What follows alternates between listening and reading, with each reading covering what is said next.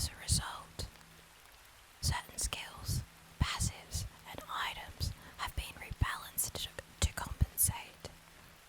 For example, punishment curses effect that causes enemies to take more damage while on low life has been reduced in power and is now takes effect for a larger portion of the monster's life. We've made similar changes to Assassin's Ambush and Assassinate passive, Infernal Mantle, and Replica Last Resort. The Blood Magic Support Gem has been split into 2 gems, as the lack of damage multiplier made it a poor choice for primary skills. How each of these supports is balanced for the appropriate use case. There are a small number of new passive clusters on the passive skill tree for generic physical damage, as well as physical damage over time multiplier to better support the new skills.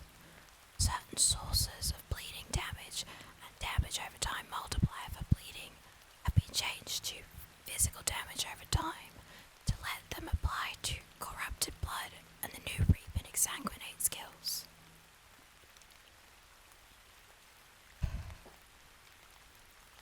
These include the Gladiator's Gratuitous Violence passive and the Ascendant's Gladiator Notable. Not all bleed-related passives and modifiers on items have been changed, so a full bleed investment build and a build using both bleeding and corrupted blood won't always look the same.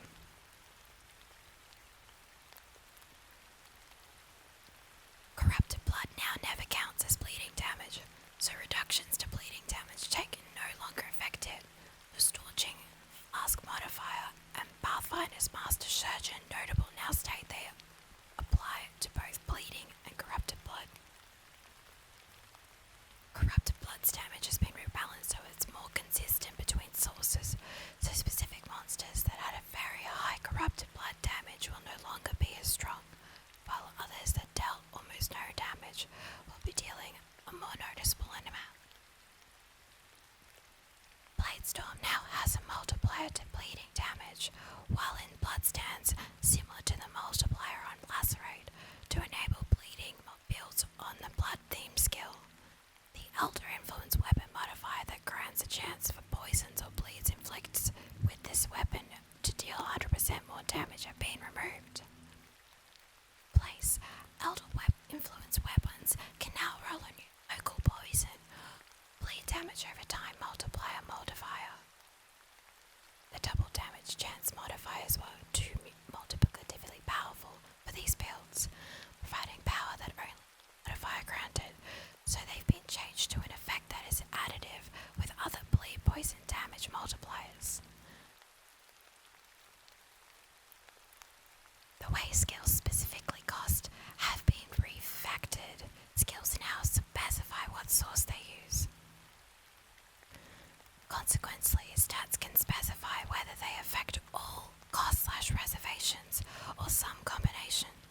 For example, the Righteous Decree Notable on the Templar now reduces mana cost of skills, while the Tireless Notable affects all costs of skills. Some existing passive skills and items have been updated to affect all costs or reservations, but many effects are now resource specific, where appropriate, like the Inspiration support. These changes also open up new possibilities for alternate costs. For example, the Chainbreaker Keystone no longer removes rage on hit, instead adding a small rage cost to all skills, which would then be affected by skill cost modifiers. This allows us to keep the Chainbreaker functional with spells, while still losing rage when all alongside skills that don't hit like damage over time spells. As a major benefit of these changes, reservation skills no longer have an associated cost by default, so you don't need the current mana available to reserve a skill. When your mana is completely depleted, you can still enable an aura, making it much easier to swap out auras or turn one on again if you accidentally disabled it. Because of this, mind skills now have both a mana cost and mana preservation. This means that both modifiers to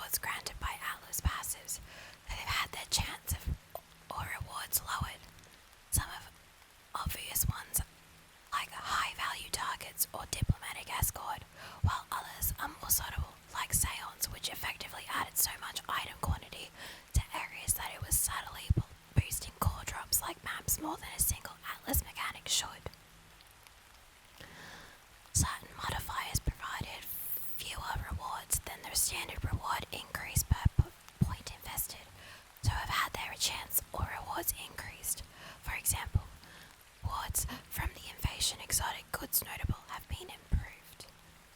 Certain effects made more sense grouped together, like the incursion passive save or modifiers in incursion, or at least magic, has been moved off clenched cans onto an existing time dilation modifier on Lexosaurus, so Lexosaurus is now completely focused on having more rewarding individual incursion runs, and clenched cans focuses on creating the best possible temple.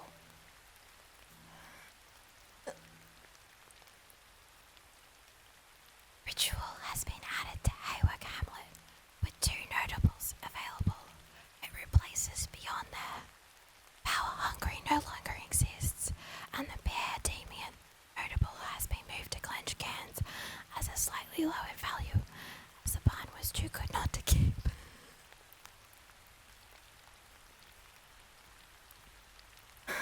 File skills.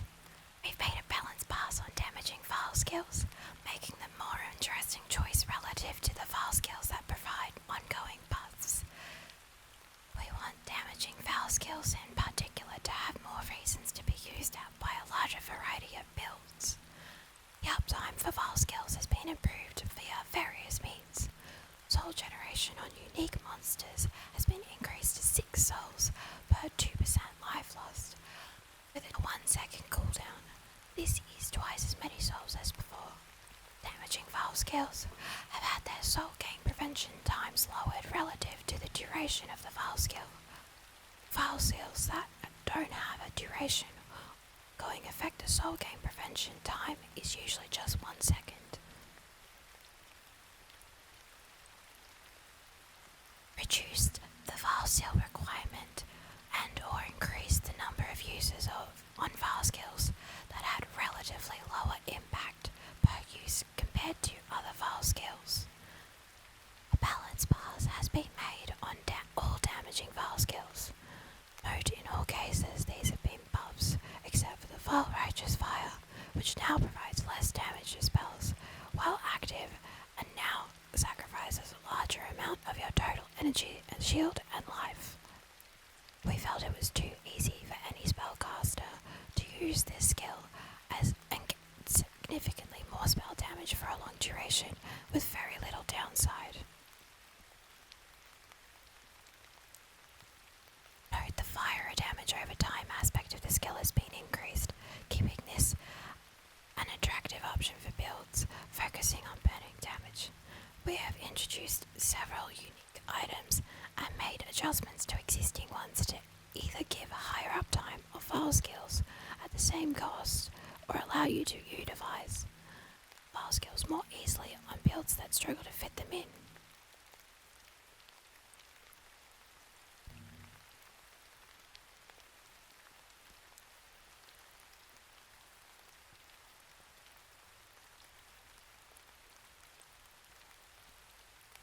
Skill balance changes.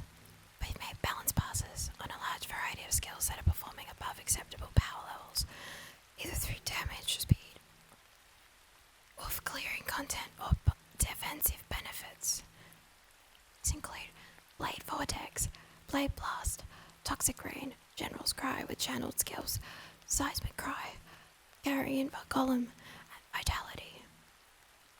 Frost Bomb and Wave of Conviction have had their exposure values lowered, as these skills provided too large an elemental resistance reduction compared to other mechanics that have a higher investment or penalties against bosses. Flesh and Stone now has a 35% management reservation from 25. Defensive power of this skill in Sandstance and the offensive power in Bloodstance was too high relative to other reservation effects. We've had a small reduction to stance skill reservation cost on the Blood and Stance specialization cluster near the duelist to bring the cost down slightly for appropriate builds. Vigilant Strike and its threshold jewel, the Vigil, have changed how they handle fortified duration and the durations granted so that the Vigil doesn't result in a very long duration fortify effect, instead granting a shorter fortified duration than a high-level Vigilant Strike. Vigilant Strike's base fortified duration now scales with gem level rather than through an increase Previously, players could gain 30 seconds of fortify from 2 sockets in a single duel, which are far too cheap for the defensive power offered. Divergent Berserk alternate quality now grants the Berserk buff 0.25% more spell damage per quality from 1. The effect was providing too much damage to spellcasters, and paired with effects that increase gem quality such as the enhanced support.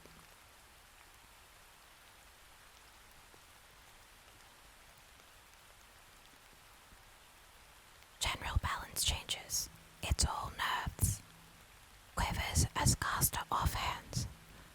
Critical strike chance, critical strike multiplier, damage over time multiplier, and chain modifiers on quivers now only apply to attacks or bow skills.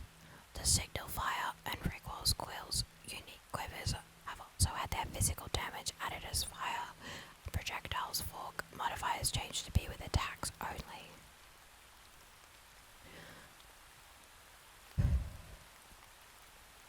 Bows with a quiver could outclass many caster weapons for a variety of builds, so this change could bring total offensive power to a more reasonable balance without removing the option entirely. It could make a lot more thematic sense.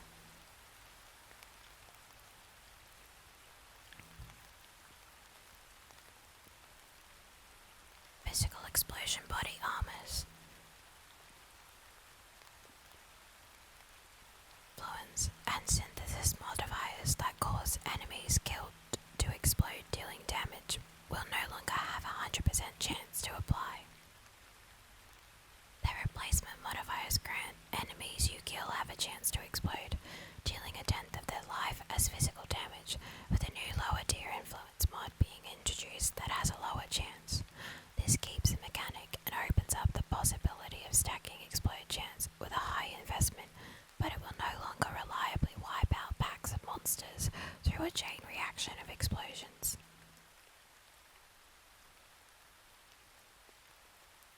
First monster life. The base life of all harvest monsters has been reduced by 30 to 50%, but harvest machinery gives monsters around 100% extra increased life on average. The intention is no difficulty change in harvest fights, but harvest monsters created with the desecrate skill life values more in line with other desecratable monsters in game.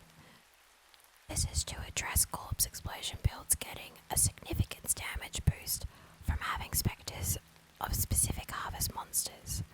This strategy will still work, but the difference in monsters used won't be so significant.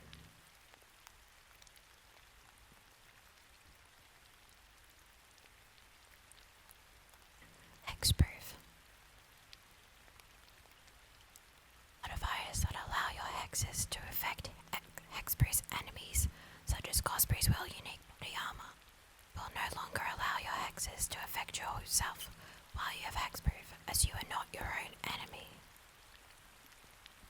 Poison Sexton. The Sexton modifier, which granted players increased damage and movement speed for each poison on them, has been removed. Savvy players could run every map with the Sexton effect applied, usually through fracturing specific maps, and the Harvest map enchantment that didn't consume Sexton uses. With certain items that allowed them to apply large numbers of poison buffs to themselves, they could achieve extreme damage and movement speed with little investment. Note, to partially compensate, as we believe self-poison is an interesting playstyle, we have added a unique item that retains damage and movement speed per poison stats. However, these stats will now be capped at a specific value.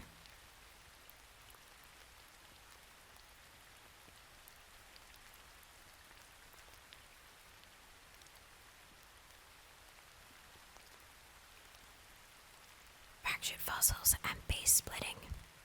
Splitting an item through beast crafting now applies a split tag to both items, similar to mirrored. Items that have fractured fossils used on them also gain the split tag. Split items cannot be split again and cannot have imprints made of them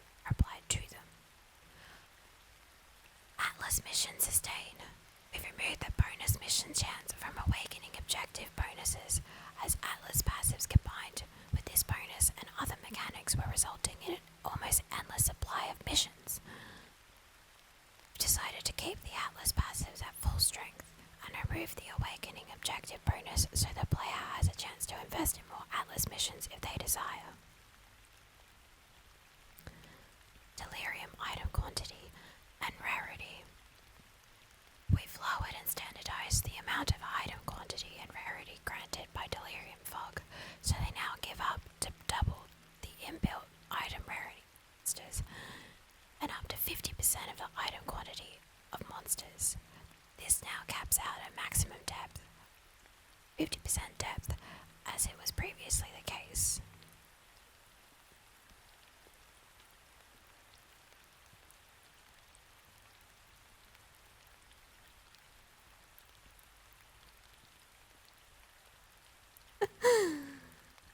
Passive trees changes. We are wary about how accessible normally scarce stats such as area of effect, skill effect duration, or effect and projectile speed are on cluster jewel notables, given you can stack multiple of the same notable on the passive tree. As a result, we have made small numerical nerfs to several cluster jewel notables that grant the above stats.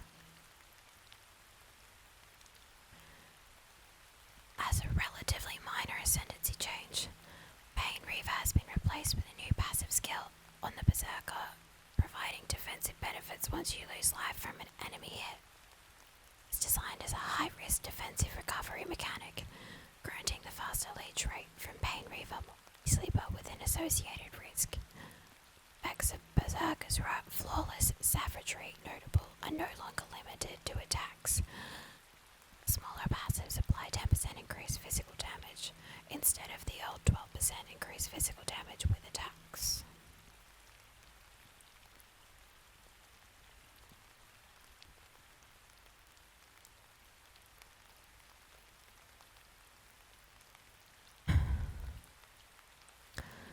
Immortal Ambitions Keystone. Life leech effects recovered. Energy shield instead of while on full life stat is now limited by maximum total energy shield recovery from leech instead of by maximum total life recovery from leech. Combined with a corrupted stole keystone and the powerful recovery source of life leech, it provided too great an increase to a character's combined recovery. This change preserves the desirable life effects not being removed at the full life aspect of the keystone, but limits how easy it is to recover from your energy shield pool. Corrupted Soul Keystone now causes you to gain 15% of maximum life as extra maximum energy shield from 20. Keystone allowed life-based characters to get large amounts of energy shield very easily, while the non-chaos damage taken by Pass's energy shield stat didn't prove to be significant downside for most builds taking the keystone.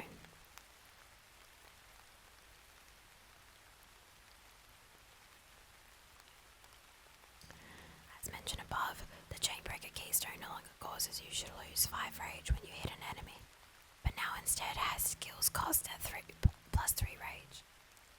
The keystone allowed certain skills that either didn't hit us, such as Bane, skills that didn't count as you, such as totems and mines, to completely bypass the downside. Blood and Scars no longer grants Fortify during the effect of any life flask. Instead now grants Fortify while recovering life from a life flask. The notable was granting Fortify too easily to any character that could maintain uptime on a hallowed hybrid flask with the enduring prefix.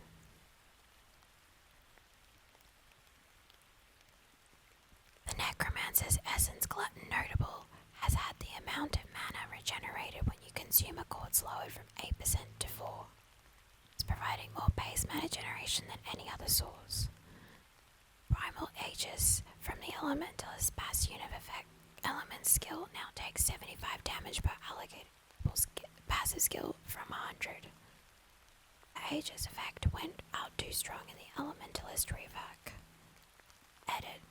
There was error in the Fractured Fossils and Beast splitting section that stated the split items cannot be mirrored. Split items can be mirrored, and the post has been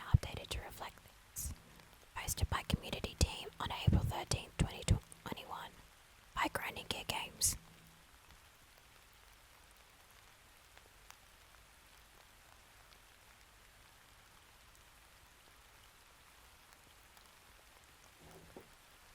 All right.